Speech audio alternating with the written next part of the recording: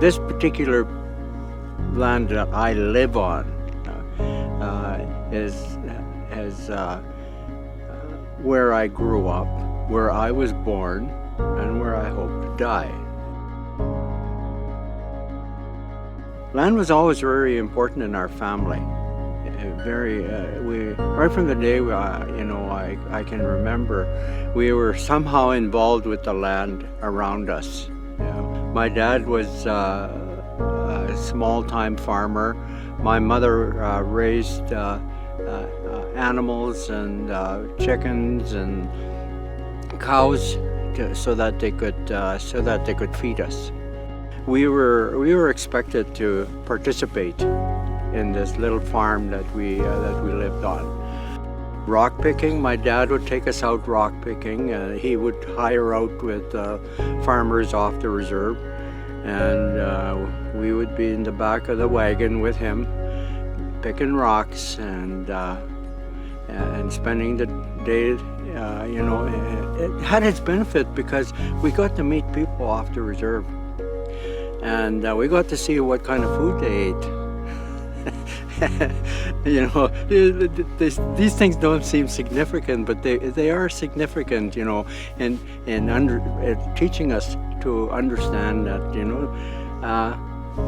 we lived one way and our neighbors across the reserve line lived differently. My dad farmed with horses. He didn't farm with tractors. And this was in the early 50s, So I remember riding in the back of a plow, hanging onto the seat as he was plowing the land. Or at harvest time, the binder, there was a spot there that was just perfect for a little guy. And I'd be riding behind, and we didn't have the benefit of,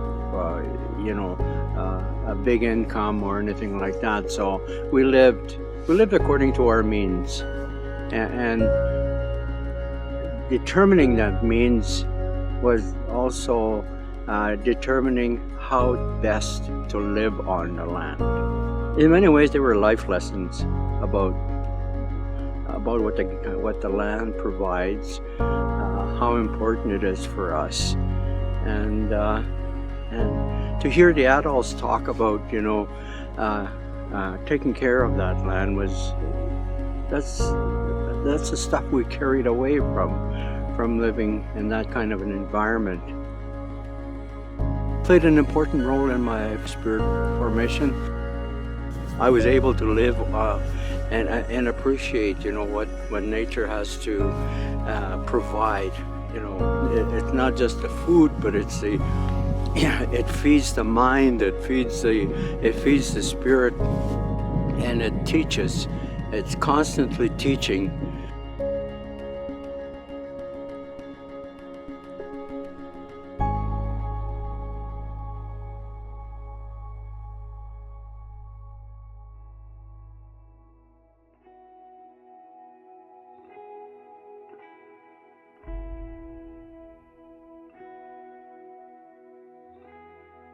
I think there's a resilience in our people that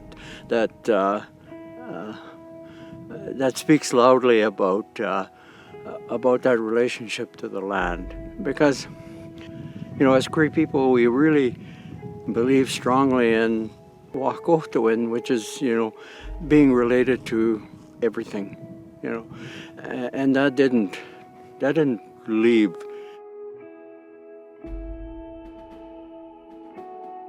Wahkowtowin, it's everywhere, in everything that we do. And those values are what holds us together and makes us strong. And we've brought it into the school so we can teach the kids the importance of wahkowtowin, how to help each other, how to know who you're related to.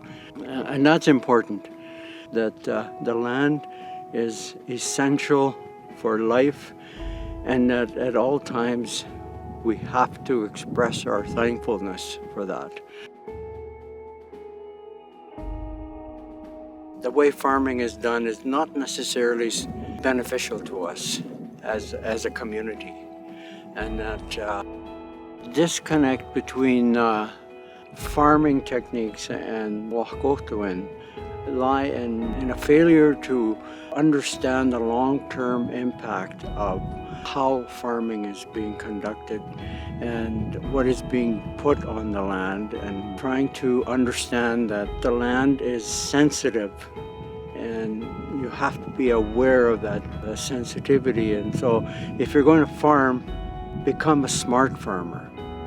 Become a farmer that is governed by a strong relationship to the land, and take the time to understand, that some chemicals are just not good. They may have a short-term benefit, but the long term is what we're interested in, because we're working towards the long run. Our grandchildren, our great-grandchildren, those generations that are going to be here when we're gone.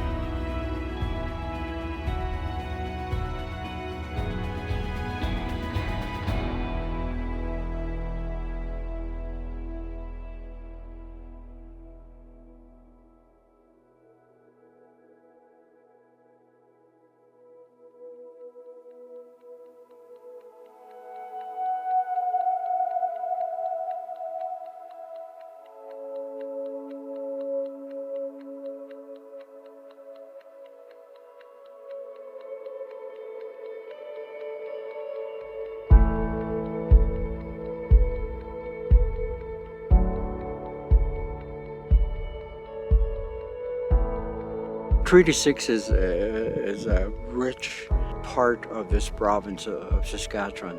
It's partially boreal forest, partially prairie land. People have raised their families on this land. It's got everything that a community would need to survive. And it's also beautiful. We need beauty around us. We need the sunsets, and the moon rises over the lake. And all these things are important. The geese rising from the fields, at this time of the year, and the acrobatics that they perform, and the conversations they have as they fly over our houses, those are all important.